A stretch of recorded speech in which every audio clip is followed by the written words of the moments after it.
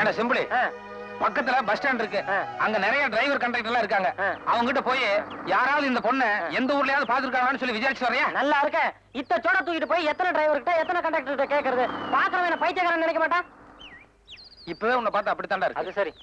நான் இப்ப எப்படியாவது அட்ரஸ் கண்டுபிடிச்சா நம்ம என்ன பண்றது? நம்மளை பொறுத்த வரைக்கும் அட்ரஸ் கண்டுபிடிக்கிறது பெரிய விஷயம் கிடையாது. ஆனா இந்த புள்ளைக்கு கல்யாணம் இருந்தா என்ன பண்றது? ஆரம்பத்திலேயே அபசகனமா பேசாதடா. இந்த பொண்ணு எனக்குன்னே பிறந்தவ, நிச்சயமா இன்னும் கல்யாணம் இருக்காது. எப்படி அட்ரஸ் கண்டுபிடிக்கலாம் அதை மட்டும் சொல்லு. ஒரு 10,000 ரூபாய் பணம் கொடுங்க, நாளைக்கு சாயங்காலம் அட்ரஸோட வரேன். இந்தாங்க, நான் சொன்ன சமாச்சாரம் நாளைக்கு காலையில பேப்பர்ல வரணும். ஐயோ, நான் சொன்ன சமாச்சாரம் நாளைக்கு காலையில பேப்பர்ல வரணும். புரியுதா? வரும் வரும், கண்டிப்பா வரும். இழிச்ச என்ன சந்தோஷம். சரி சரி. காணவில்லை. என்னடா அது காணவில்லைன்னு போட்டு கீழே என்னென்ன எழுதி இருக்கு? அதாங்க அந்த பொண்ணுக்கு பைத்தியம், அதனால காணாம போயிடுச்சு. யார் கண்டுபிடிச்சு கொடுத்தாலும் 10,000 ரூபாய் ரொக்க பரிசுன்னு கொடுத்துருக்கேன். அறிவு கட்டவனே, நான் கட்டிக்க போற புள்ள அது எதுக்கு பைத்தியம் பேப்பர்ல போட்டேன்? அட புரியாத ஆளா இருக்கீங்களே. அந்த பொண்ணு போட்டோ பேப்பர்ல போட்டதானே போலீஸோ இல்ல வேற யாராச்சும் நேர்ல கூட்டு வருவாங்க, இல்ல நமக்கு தகவல் கொடுப்பாங்க. என்னடா இது இப்படிக்குன்னு போட்டு கீழே என் பேர் இல்ல வேற ஏதோ பேர் மாதிரி இருக்கு. நம்ம சூனாப்பான பேரு. சூனாப்பான யார்? நம்ம ஊர் செட்டியாரா? ஆமா. எதுக்கு என் பேருக்கு பதிலா அந்த பேர் கொடுத்த? வரவு செலவுல எனக்கு அவருக்கு ஒரு சின்ன பிரச்சனை. ஏதாவது வில்லங்க வந்துச்சுன்னு வைங்க, அவர் மாட்டிக்கிட்டோம். அதனாலதான் அவர் பேரை கொடுத்தேன்.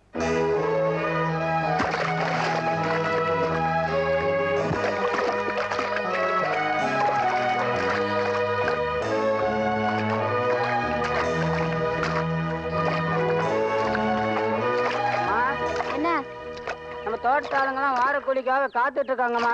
நீங்க வந்தீங்களா கொஞ்சம் சௌகரியமா இருக்கும். என்னம்மா இது? எப்பவுமே நாத்து நடுறதுக்கு மாமூல் கூலி 25 ரூபா தானே? 10 பேர் நாத்து நட்டுருக்கீங்க. அப்படி பார்த்தா 6 நாளைக்கு 7 ஏக்கர்ல நட்டுருக்கணும். ஆனா நீங்க 6 ஏக்கர் தானே நட்டுருக்கீங்க. இல்லம்மா, 10 பேர் நடதா இருந்தா ஒரு நாளைக்கு 1 ஏக்கர் தானே கணக்கு. யார்கிட்ட கணக்கு சொல்றீங்க? என்கிட்டயா? நான் என்ன படிச்சிருக்கேன் தெரியுமா? பிஎஸ்சி அக்ரி, விவசாய படிப்பு. இத்தனை நாள் எங்க அப்பா வேணா ஏமாத்திட்டு இருந்துக்கலாமே தவிர இனிமே பண்ணையம் பார்க்க போறது நான். என்ன யாரும் ஏமாத்த முடியாது. இல்ல கண்ணு, 10-20 வருஷம் அவங்க பண்ணையில வேலை செய்யறோம். நாங்க ஏமாத்துவோமா? அப்படின்னா நீங்க 7 ஏக்கர்ல நட்டுக்கணும். ஏன் 6 ஏக்கர் நட்டீங்க? இல்லம்மா, நீங்க யார வேணா கேட்டு பாருங்க. 10 பேர் நடந்தா இருந்தா 6 நாளைக்கு 6 ஏக்கருக்கு மேல நட முடியாதுமா. முடியாது. கணக்கு ஃபாலோ மீ. நீங்களும் நடங்க.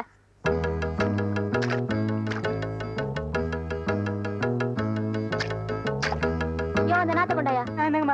கணக்கு அந்த ஸ்டாப் வாட்ச் எடுங்க. நீங்களே வச்சுக்கோங்க. நான் ஆன் பண்ண சொன்னதும் கரெக்டா ஆன் பண்ணும். ரெடியா? ரெடிமா. ஆன் பண்ணுங்க.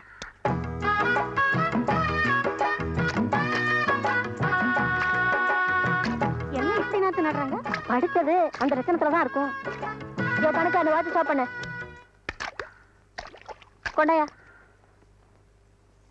4 நிமிஷம். 4 நிமிஷத்துக்கு ஒரு கத்தைன்னா ஒரு நாளைக்கு 8 மணி நேரத்துக்கு 120 கத்தை ஆகுது. That means 120 into 6 for 10 members equal. 6 நாளைக்கு 7 ஏக்கர் தாராளமா நடலாம். நடலாம். அதுலயும் அம்மா நடுற அழகு இருக்கு. அந்த அழகு இங்க இருக்க வேற யாருக்காவது வருமா என்ன? அம்மா இன்னொரு கத்தை நடுங்கம்மா, பாத்துக்கிட்டே இருக்கலாம் போல இருக்கு. நீ சும்மா இருக்கியா? ஏமா, ஒரு கத்தையை நட்டுட்டு அதை வச்சு கணக்கு போடுறீங்களே. நானெல்லாம் வெயில்ல வேலை செய்யறோம். கொஞ்சம் அசதியா இருக்குன்னு நிழலுக்கு ஒதுக்க மாட்டோமா? காலில் முள்ளுகள் குத்திருச்சுன்னா அதை எடுத்துட்டு தான் வேலை செய்யறோம். சில சமயம் பூச்சி புழு கடிச்சிருது இல்லையா? அதையெல்லாம் எந்த கணக்குலமா சேர்க்கறது? இத பாருங்க, நான் விவசாயத்துக்கு படிச்சவ. இந்த கணக்கெல்லாம் சொல்லி என்ன ஏமாத்த முடியாது. பேப்பர்ல உன் போட்டோவை போட்டு உன்னை பத்தி முக்கியமான நியூஸ் வந்திருக்கு. பேப்பர்ல என் போட்டோ எப்படி? கரெக்ட். போன வாரம் ஊசி போட்டு புடலங்காயை நீளமாக வளர்ப்பது எப்படி அப்படின்னு ஒரு ஆராய்ச்சி கூட்டரை எழுதி அமைச்சிருந்தேன். அது அநேகமா உங்களுக்கு ரொம்ப பிடிச்சிருக்குன்னு நினைக்கிறேன். அத பாராட்டி பரிசு கொடுக்கறது சம்பந்தமா ஏதாவது எழுதிருப்பாங்க. அதான் எல்லாரும் கவனமா கேட்டுக்கோங்க. படுறி. நிஜமாவா? ஆமாண்டி, படிடுங்கிற. காணவில்லை. காணவில்லையா? என்ன புடலங்காயா? இல்லடி, உன் போட்டோவை போட்டு நீ காணாம போயிட்டன்னு நியூஸ் வந்திருக்கு. படிக்கிறேன் கேளு. மேலே படத்தில் இருக்கும் பெண் சித்தப்பிரமை பிடித்து காணாமல் போய்விட்டாள். அவள் இருக்கும் இடத்தை பற்றிய தகவல் தந்தாலோ அல்லது ஆளை நேரில் கூட்டி வந்தாலோ ரொக்க பரிசு ரூபாய் 10,000. அந்த பொண்ணு பைத்தியம் போல இருக்கு. ரொம்ப படிச்சதுனால இப்படி ஆயிடுச்சு போல இருக்கு. மூக்கு முடியுமா இருந்து என்ன பிரயோஜனம்? மூளை குழம்பி போச்சே.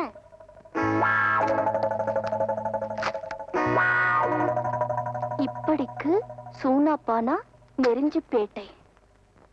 ஐயா, முந்தா நேத்து வீட்டு மனை விற்பனைக்குன்னு சொல்லி பேப்பர்ல விளம்பரம் கொடுக்க சொல்லியிருந்தானே, கொடுத்தியோ? கொடுத்தாச்சுங்க. சரி, கடையை பத்திரமா பாத்துக்கோ. நான் வெளியே போய் வாங்க வேண்டியதெல்லாம் வாங்கிட்டு வந்துடுறேன். வாங்கிட்டு வாங்க.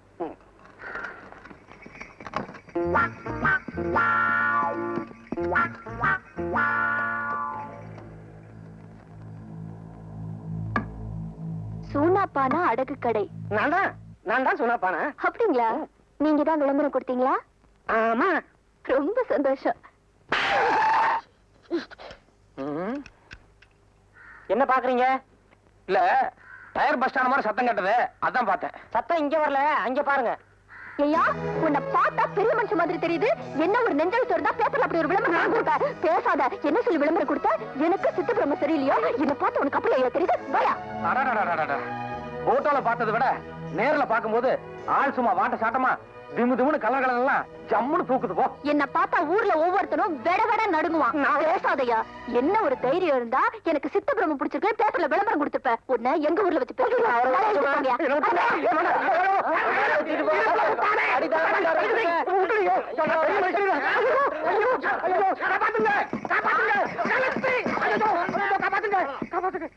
என்னங்க சின்ன பொண்ணு அக்கிரமா இருக்கு? யாரோ பாளையத்துக்கார பொண்ணா நம்ம ஊர் செட்டியார் அடிச்சு வண்டியில இழுத்துட்டு போகுதுங்க. செட்டியார் என்ன தப்பு பண்ணாரு? அதாங்க எங்களுக்கும் தெரியல. எதுவா இருந்தா என்னங்க, இந்த ஊர்ல இவரு ஒரு பெரிய மனுஷரு, இவங்க அண்ணா ஒரு பெரிய மனுஷரு. எதுவா இருந்தாலும் இவங்கிட்ட வந்து பஞ்சாயத்து பண்ணணும். இது ஊருக்கேல கேவலங்க, இதை விடக்கூடாதுங்க. 2 சவாரி வண்டி எடுத்துக்கிட்டு நம்ம ஆளுங்க ஒரு 10-15 பேர் போங்க.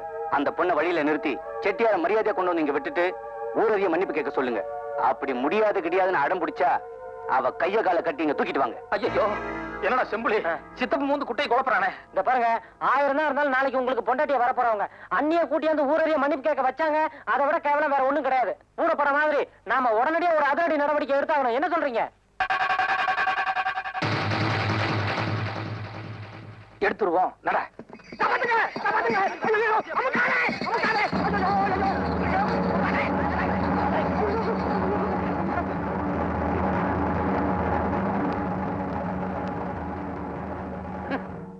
மரியாதையா வண்டியை திருப்பி செட்டியார கொண்டாந்து எங்க ஊர்ல விட்டுட்டு ஊரறிய மன்னிப்பு கேட்க போறியா இல்லையா? மன்னிப்பா? டாய், போய் மோதுங்கடா. மோதுங்கடா.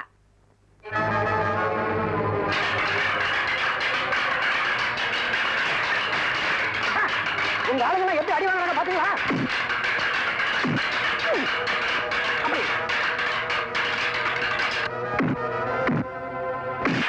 நம்மாலும் போக மாட்டாங்க.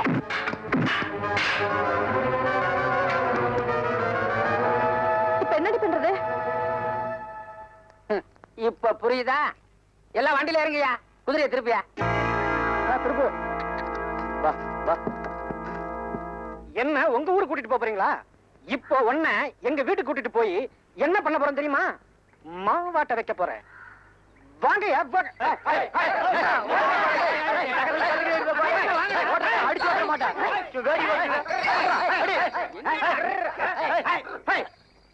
இங்க வர கயிறு.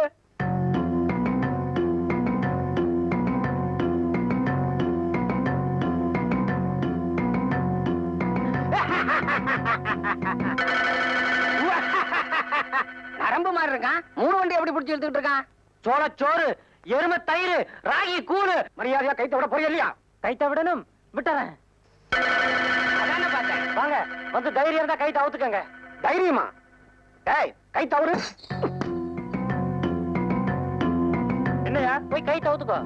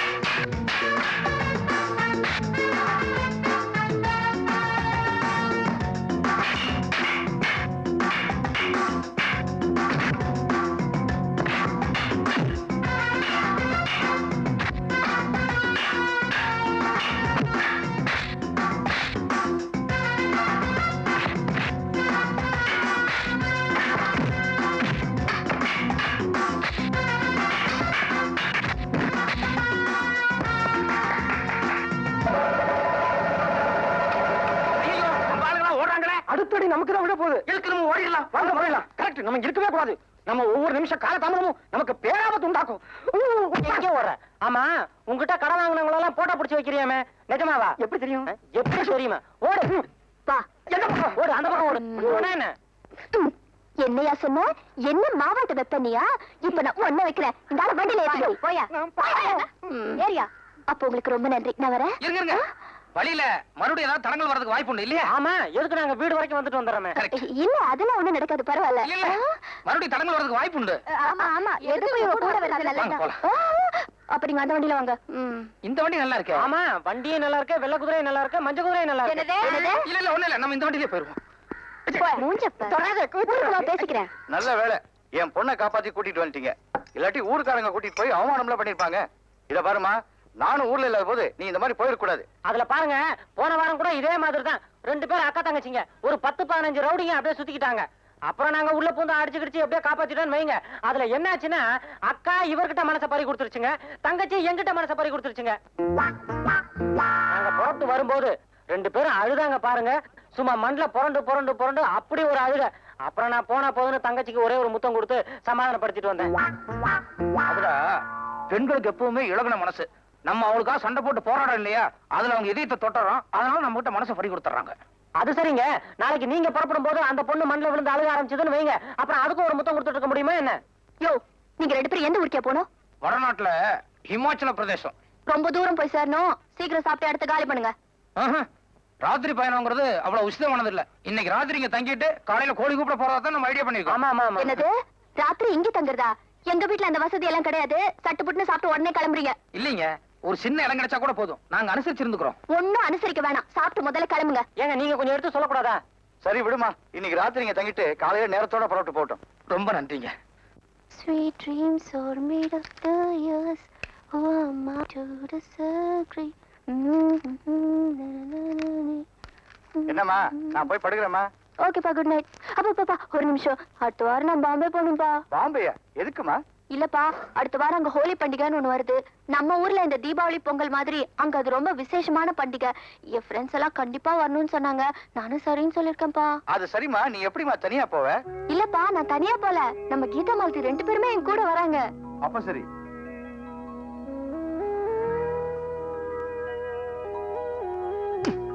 ஏண்டா, திங்கிறதுக்கு உன்னை கூட்டு வந்தேன். இன்னும் பேசல கேட்டுட்டு இருந்தேன். என்னது கேட்டிருந்த? என்னமோ ஹோலி பண்டிகை ஈழி பண்டிகைங்கிறாங்க. என்னது? அது ஹோலி பண்டிகை இல்லைங்க, கோலி பண்டிகை. கோலி பண்டிகையா? அது என்னது கோலி பண்டிகை? அதாங்க நம்ம ஊர் மாரியாத்தாளுக்கு நோம்பி சாட்டும் போது மஞ்சள் தண்ணி ஊத்தி கொண்டாடுவோம்ல, அதேதான். ஓ, நம்மளுக்கு பிடிச்ச பொண்ணுங்க மேல நம்ம மஞ்சள் தண்ணி ஊத்துவோம், அதே மாதிரி அவங்களும் அவங்களுக்கு பிடிச்ச ஆம்பளைங்க மேல மஞ்சள் தண்ணி ஊத்துவாங்களே, அதான். அதேதான், நம்மளும் வெறும் மஞ்சள் தண்ணி மட்டும் தான் ஊத்துவாங்க. ஆனா அங்க கலர் கலரா பவுடரு, கலர் கலரா தண்ணி, கலர் கலரா பொண்ணுங்க கூட பாக்குறதுக்கு அப்படி ஒரு அம்சமா இருக்கணும்.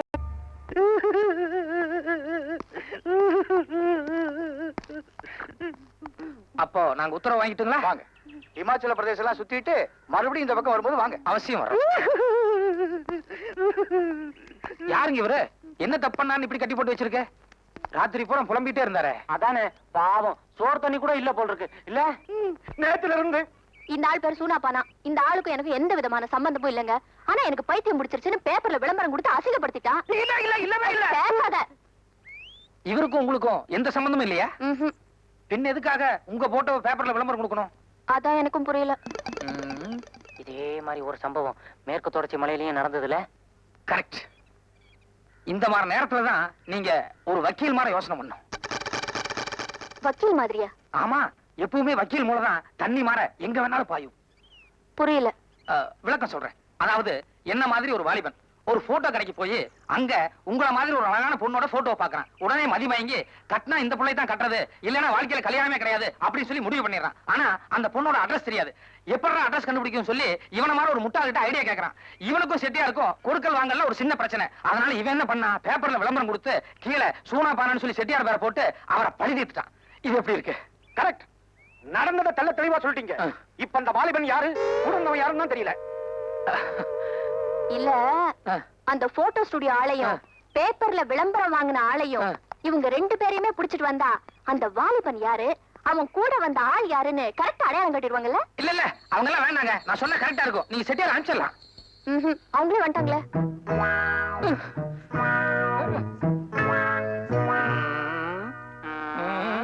வணக்கம்மா. உங்க போட்டோ கடைக்கு வந்து என் போட்டோ விலை கொடுத்து வாங்கினது இந்த ஆளான்னு கொஞ்சம் பாருங்க. இல்லைங்க. இரு இரு.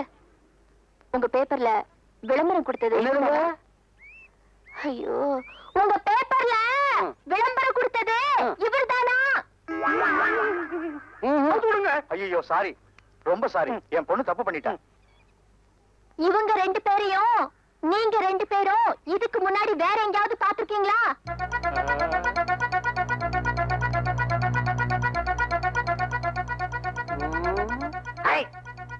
இந்த தாடி மட்டும் இல்லன்னு வைங்க, என்கிட்ட போட்டோ வாங்கின ஆளு அசல் இதே மாதிரி இருப்பாருங்க. உலகத்துல மொத்தம் 7 பேர் ஒரே மாதிரி இருப்பாங்கன்னு சொல்லுவாங்க இல்லைங்க? இந்த கண்ணு மட்டும் சரியா இருந்ததுன்னா எங்கிட்ட விளம்பரம் கொடுத்தாலும் இதே ஆளுதான். சரி போங்க.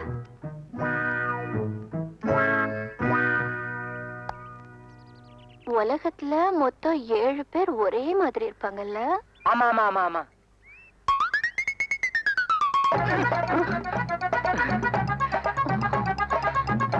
டேய், இவங்க 2 பேரையும் பிடிச்சு தூண்ல கட்டுங்கடா.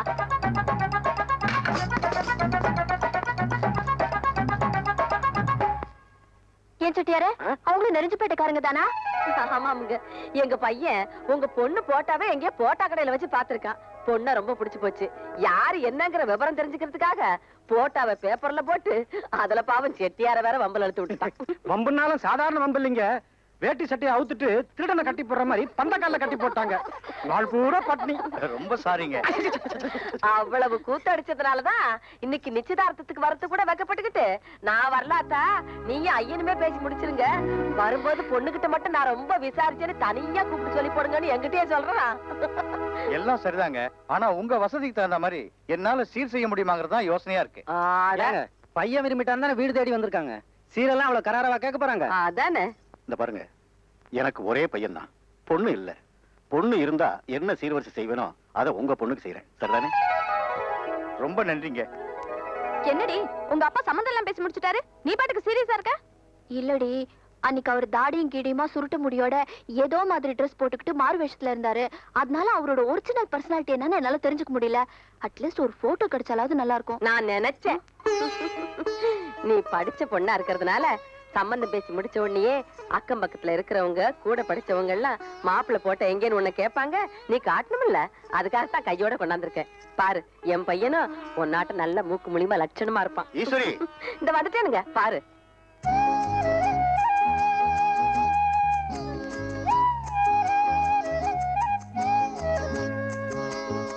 இந்த மாதிரி நேரத்துலதான் நீங்க ஒரு வக்கீல் மாதிரி யோசனை பண்ண.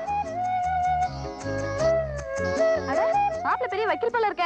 என்னடி சொல்லவே இல்ல? எனக்கே இப்பதானே தெரியும். நான் பிஎஸ்சி படிச்சதுனால படிச்ச மாப்பிள்ளையே கல்யாணம் படிக்கணும்னு ஆசைப்பட்டேன். நல்ல வேலை அப்படியே அமைஞ்சிருச்சு.